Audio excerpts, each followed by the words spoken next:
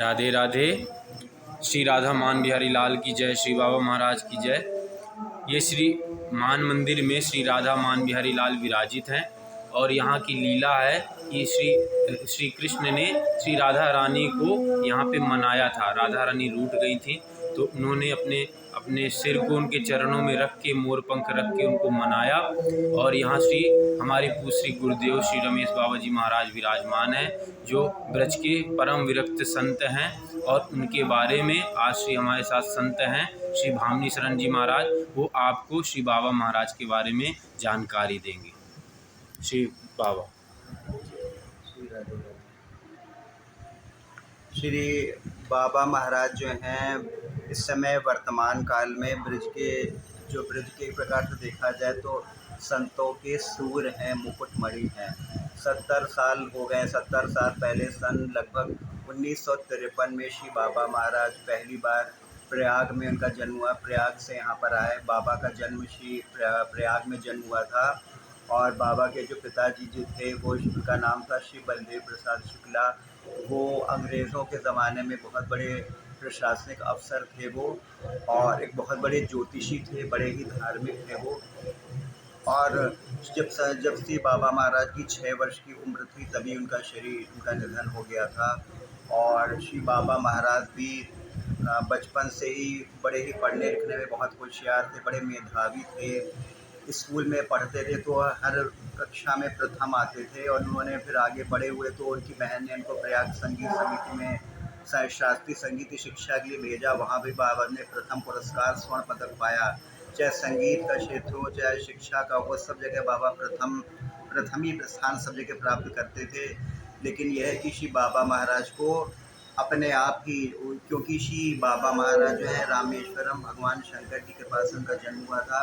बाबा को सहज में बिना किसी के सिखाए, बिना किसी के सत्संग ही बाबा को अपने आप ही हृदय में ब्रज के प्रति प्रेम उनके हृदय में सदा जागता रहता था। बचपन से ही वैराग बाबा को बचपन से ही वैराग इतना था कि बाबा ने आज तक घर, मतलब साधु को छोड़ो, घर में रहते सभी बाबा ने BA तक इलाहाबाद यूनिवर्सिटी से पढ़ाई कर ली। तब भी बाबा ने कभी पैसा नहीं रखा था। ना उनको बाबा की माता जी, उनकी दीदी बताती कि बाबा को ना तो जैसे लड़के होते हैं खाने पीने का आदि का शौक़ होता, बाबा को कभी ना तो खाने पीने का शौक़ रहा, ना कोई बढ़िया खाते पीते, ना कोई बढ़िया कपड़ा पहनते। जो मिल जाता वही खा लेते, जो पहनने को मिल जाता वही पहन लेते। ऐसे से कोई मतलब नहीं, कहीं इनको कोई मन नहीं लगता था। बाबा को शुरू से भगवान से, ब्रज से ऐसा लगाव था कि बाबा अपने प्रयाग में, चूँकि गंगा यमुना का संगम होता है, तो बच्ची बाबा महाराज वहाँ यमुना जी का प्रसिद्ध घाट है बलुआ घाट। तो 12-13 साल की उम्र में ही बाबा अपने घर से छुपकर रात को 12 बजे चले जाते, यमुना जी के घाट पर बैठे रहते। और चूँकि प्रयाग में जो यमुना जी बहुत सुंदर है, नीली नीली बहुत विशाल यमुना जी है, तो बाबा यमुना किनारे घाट पर बैठकर यमुना जी की लहरों को देखते रहते हो। ये मन में सोचते कि देखो यमुना जी का जल जो है ये ब्रज से आ रहा है, ये यमुना जो है ब्रज में राधा रानी के चरणों को, श्याम सुंदर के चरणों को छू कर आ रही है। तो बाबा रोते रहते, यमुना जी से प्रार्थना करते, हे यमुना मैया मुझे भी कब राधा रानी के चरणों का दर्शन कब कराओगी, मुझे कब जहाँ वो राधा रानी रहती वो ब्रज का दर्शन मुझे कब होगा, कब मुझे ब्रजवास मिलेगा। रात भर बाबा बैठे रहते। तो वहाँ पर एक जमुना क्रिश्चियन कॉलेज, उसका घंटा जोर से बजता, तब बाबा को समय पता लगता कि पूरा समय बीत गया, घर वाले परेशान हो रहे होंगे। तब बाबा घर में आते। और घर में बाबा की विधवा माँ थी, बड़ी बहन का भी विवाह हो चुका था। माँ की बहुत परेशान रहती थी। माँ को पहले ही उनके पिताजी ने बता दिया था कि लड़का विरक्त हो जाएगा, घर पे नहीं रहेगा।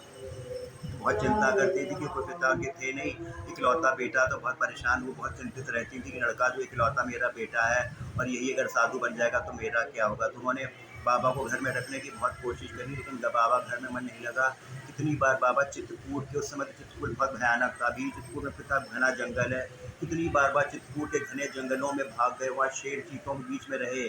अकेले बाबा एक दिन में 50-50 मील चल लिया करते थे। भयंकर शेर चीतों के बीच में चले जाते थे और राधे राधे चिल्लाते रहते थे। फिर धीरे धीरे बाबा को ब्रज का लगा हुआ, तो बाबा अपने घर से 3-4 बार ब्रज के लिए भागे, क्योंकि पैसा रखते नहीं थे। 2-3 बार बाबा आए बिना टिकट के ट्रेन में चढ़ गए, तो TT आया, TT ने एक बार पकड़ा तो अचनेरा कोट हाथरस में ले जाया गया। तो वहाँ भी जज ने पूछा कि क्यों, तुम कैसे आए। तो बाबा ने कहा कि मैं आपको कोई चोर बदमाश लगता हूँ, मैं तो ब्रज के लिए चला था, कोई मैं ब्रज में राधा कृष्ण का दर्शन करने के लिए चला था, और मुझे क्या पता था कि यहाँ पे मुझे कोर्ट कचहरी जेल में जाना पड़ेगा। तो बाबा के भाव, बाबा ब्रज को याद करके बहुत रोने लगे। तो बाबा के हृदय के भावों को देख के जज समझ गया कि ये कोई बदमाश नहीं है। तो कहा तुम्हारे कुछ कुछ पैसे हैं? तो बाबा ने थोड़े बहुत 2-4 रुपए उन्हें दे दिए, तो छोड़ दिया गया। बाबा तुरंत ब्रज के लिए भाग आए।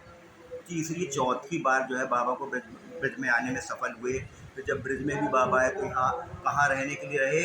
इस मान मंदिर पे। ये मान मंदिर जो कि राधा रानी के मान भवन है, जहाँ श्री जी ने मान किया था, ठाकुर जी ने उनको मनाया था। ये ब्रह्माचल पर्वत का ये इलाका मान मंदिर आज से 70 साल पहले यहाँ पर जो है, चूँकि इससे पहले जो मान मंदिर था, यहाँ का एक महंत जो था, उसने जो है यहाँ के जो राधा मान बिहारी लाल के अष्ट धातु के विग्रह थे उसे चुरा लिया था। खुद वो भोगी बना। साधु बनने बाद भी शादी करी। मान मंदिर के नाम से 200-300 बीघा जमीन दे दी। सारी यहाँ की संपत्ति को बेच डाला। ठाकुर जी विग्रह को बेच दिया और यहाँ से छोड़ के चला गया। तो ठाकुर जी के ना रहने पर ये मान मंदिर को उजाड़ हो गया, खंडहर हो गया। जैसे खंडहर में फिर यहाँ चोर डाकू आके रहने लगे थे।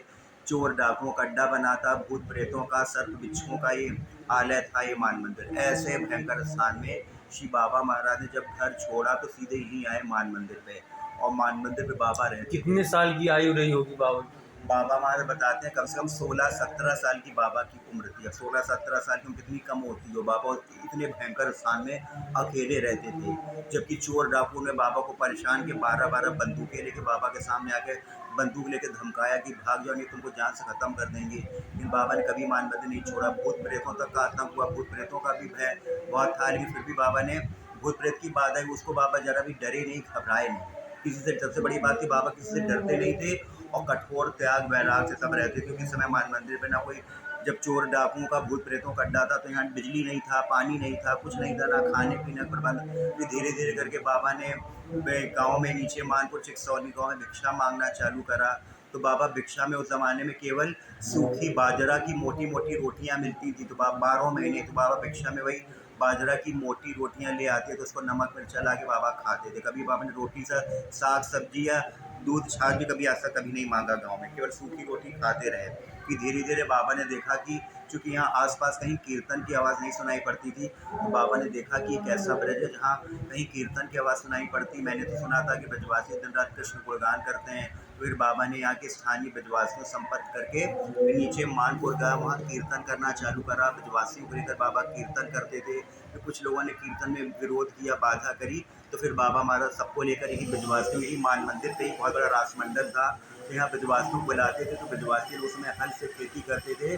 दिन भर बेचारे खेती करते, फिर रात को वो लोग आते थे। तो रात को 8 बजे से लेकर 11-12 बजे तक कीर्तन होता था। और कीर्तन भी ऐसा जोरदार कीर्तन होता था कहीं नहीं होता।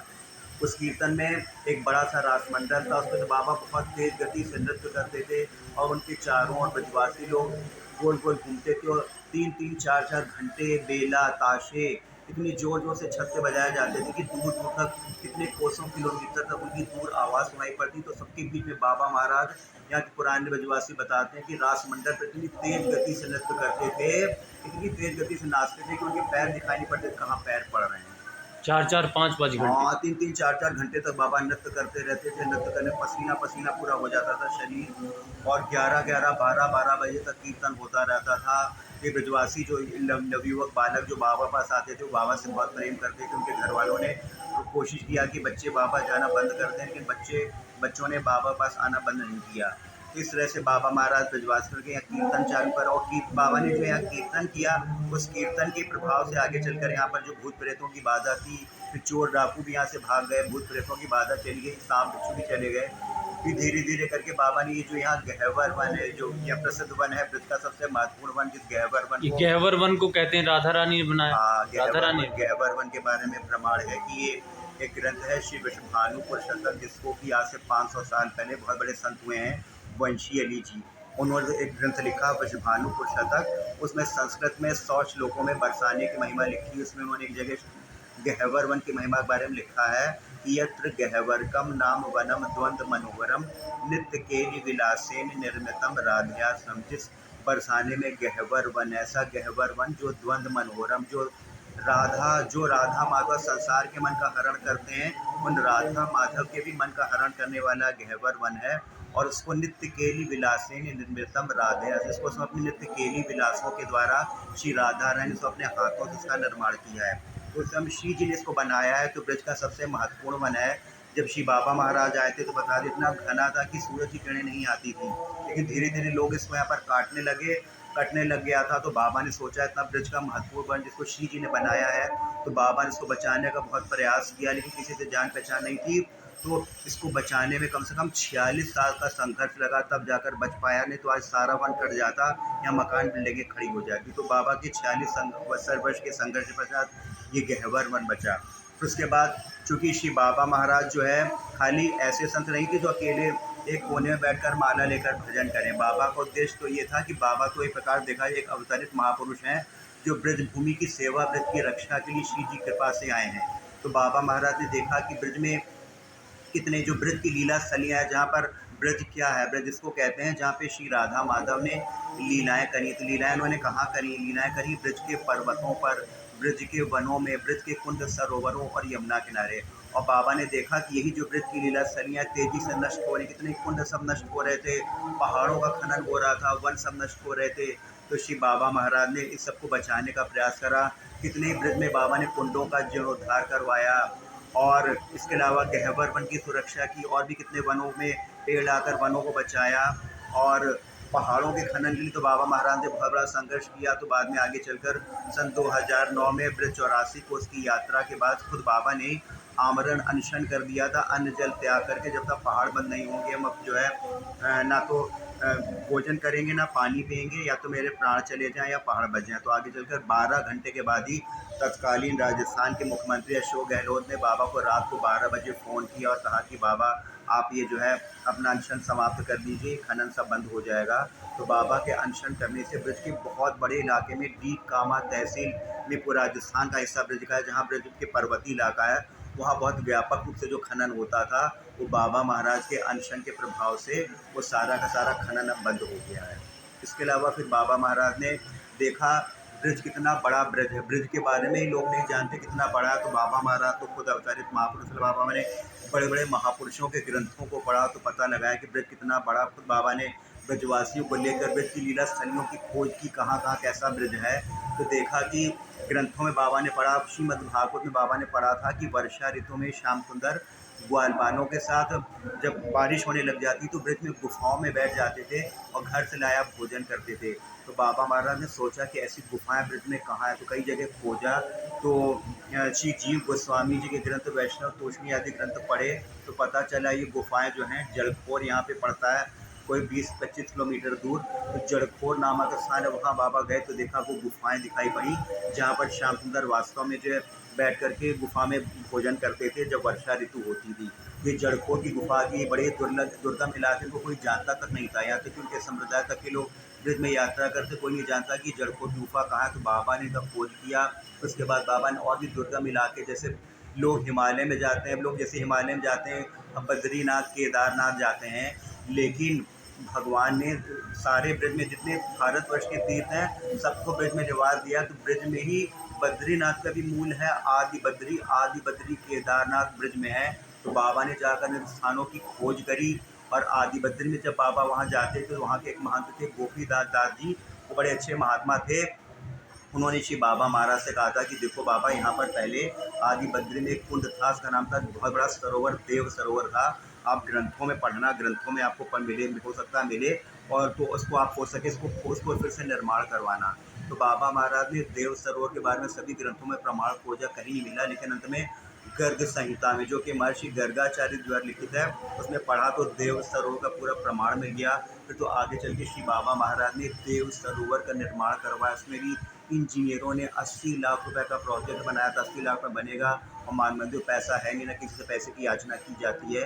तो फिर बाबा ने कहा कि कैसे भी हो हम लोग ऐसे ही काम चालू करते हैं, श्री जी सब काम करेंगी। तो मान मंदिर में फिर यहाँ के सब साधु संतों, यहाँ की साधुओं, बालिकाओं, बच्चों ने मिल करके मई जून के भयंकर महीने में 2015 में काम चालू करा। सभी ही के लोगों ने काम करा, और फिर भयंकर गर्मी के मौसम में श्री बाबा महाराज स्वयं जाते थे।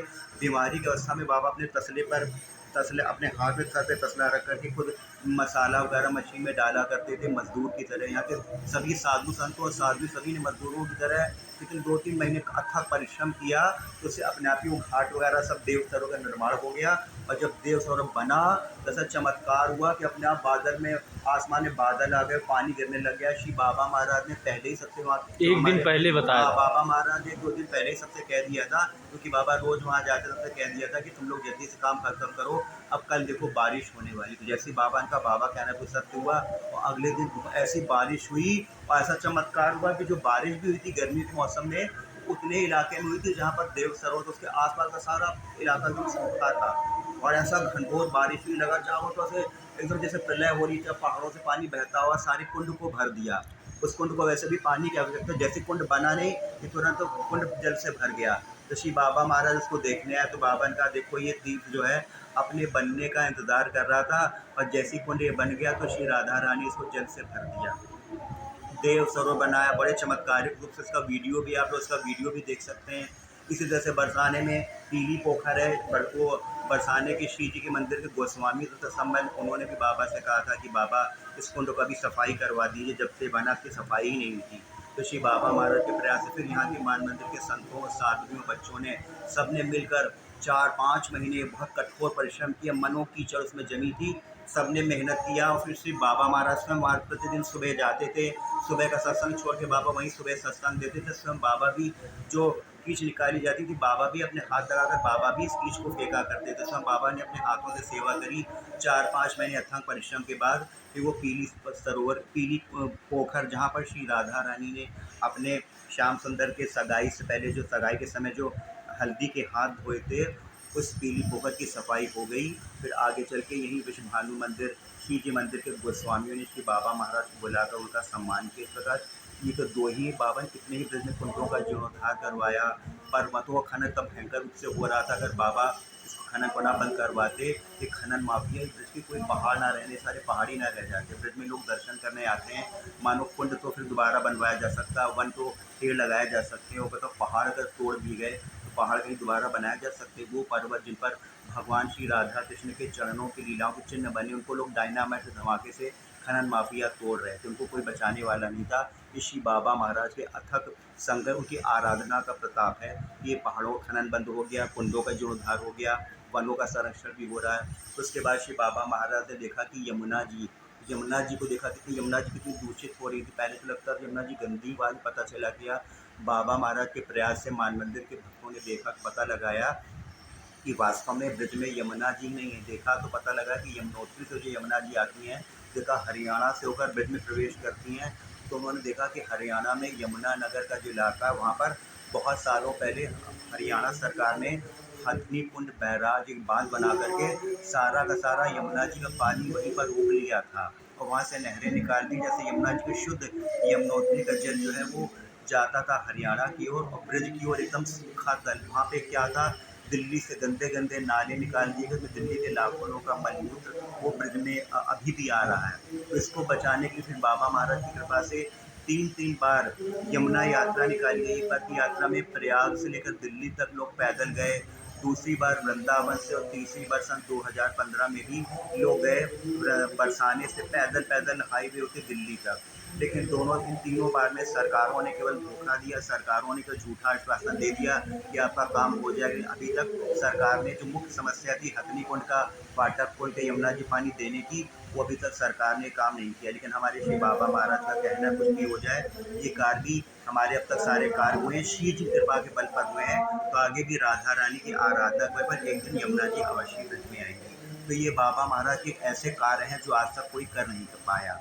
अब तक ब्रज में किसी की निंदा की बात नहीं, लेकिन बाबा ने जो इतने महत्वपूर्ण कार्य किए हैं ब्रज की सेवा के, ये आज तक कोई कर नहीं पाया। और ये ऐसे असंभव कार्य, जैसे पर्वतों खनन रुकवा देना, उसमें बड़े कुंडों की सेवा करना, ब्रज भूमि की सेवा करना, धाम सेवा जो बाबा ने की और लोगों को सिखाया, ऐसा केवल या तो चैतन्य महाप्रभु के षट गोस्वामी या नारायण भट्ट जी आदि बड़े बड़े महापुरुषों ने जो किया, लेकिन उनके समय में ब्रज की भी दुर्दशा नहीं थी कि पहाड़ तोड़े जा रहे हों और कुंड नष्ट हो रहे हो। ये तो बाबा ने ही पहाड़ों खनन रोका, और इनके समय भी यमुना जी ऐसा नहीं था ब्रज में नहीं थी, तो बाबा ने कार्य चलाया। यमुना जी को रोकने के लिए यमुना जी को बचाने के लिए यमुना आंदोलन चलाया गया। और बड़े बड़े आंदोलन किए गए। और इसके अलावा एक और काम बाबा ने करा कि बाबा ने देखा ब्रज इतना बड़ा, इतना दुर्लभ ये ब्रज है और लोग ब्रज के बारे में कुछ जानते ही नहीं, तो बाबा महाराज ने सब ग्रंथों में पढ़कर ब्रज की लीला स्थलियों की खोज करके फिर बाबा ने सन 1988 में एक ब्रज 84 कोस की यात्रा निकाली। वो यात्रा जब चली पहली बार, तब तो कोई साधन नहीं था, कोई पैसा नहीं था, गर्मियों के मौसम में चलाई गई थी। हमारे यहाँ के एक संत, एक ब्रजवासी भक्त थे, उन्होंने अपना खेत गिरवी में रख दिया, 11,000 रुपये से सत्तू केवल लेकर यात्रा चलाई गई। लेकिन बाबा की ने यात्रा में नियम रखा था कि यात्रा जो चलेगी मान मंदिर से बिल्कुल निःशुल्क होगी।